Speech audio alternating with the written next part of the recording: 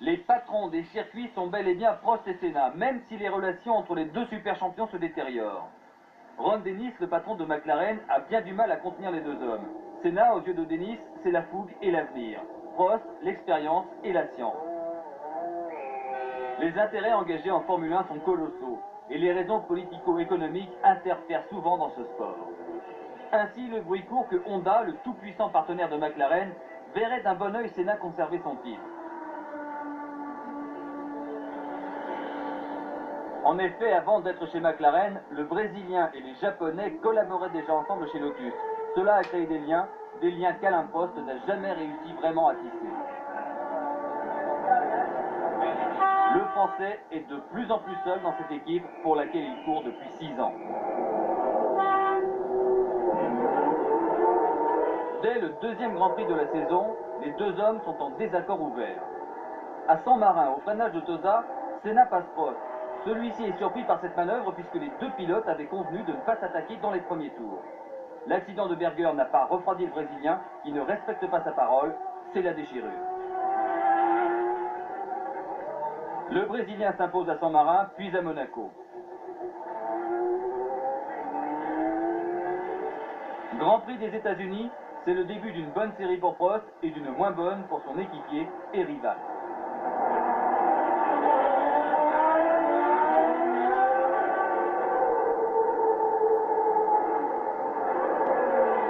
Victoire de Prost à Phoenix, Senna abandonne.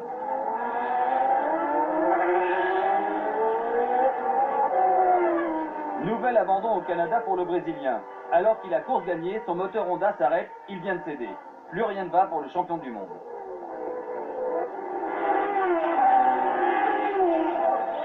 Au Grand Prix de France, podium heureux pour Prost, même si la coupe du vainqueur n'est pas très solide. Une semaine plus tard, en Angleterre, les McLaren sont équipés d'une nouvelle boîte de vitesse. Apparemment, Senna ne la maîtrise pas totalement, Prost gagne encore. Pour le Brésilien, c'est la fin de la série noire en RFA. Il renoue avec le succès sur la piste d'Hockenheim.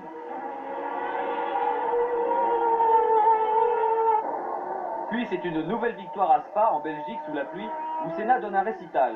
La presse commence alors à murmurer que Prost est en pourparlers avec Ferrari. En fait, cette annonce est officielle à Monza.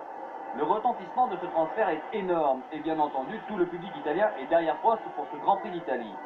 Senna est seul face au Ferrari, sur leur terrain, et face à Alain Prost.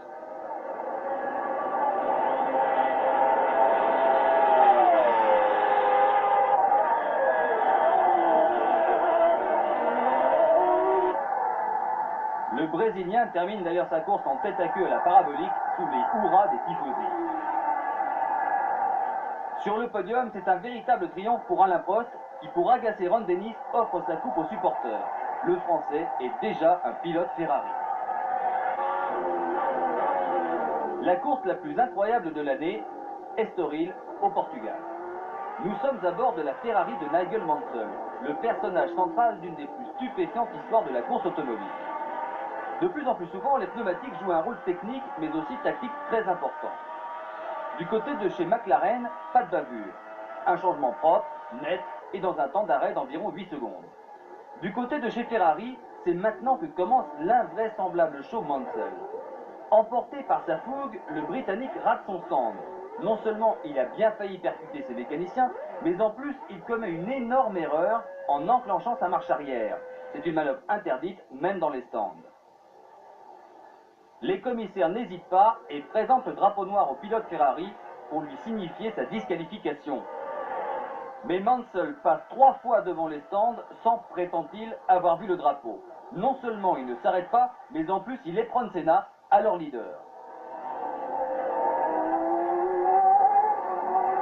Encore un coup du sort pour le Brésilien qui voit le titre s'éloigner un peu plus au profit d'Alain Prost.